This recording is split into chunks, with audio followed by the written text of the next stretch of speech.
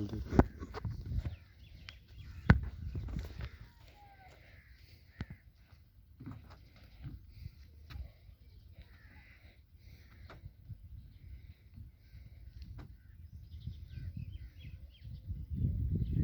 ये छोटा होना ना इतना बड़ा पानी है बेनी बेनी भी है मैं को नजर दी भी है नहीं वे हवा दी जो बद्धी खड़ी है नहीं खड़ी पर पानी छोटा जो है चल पूरा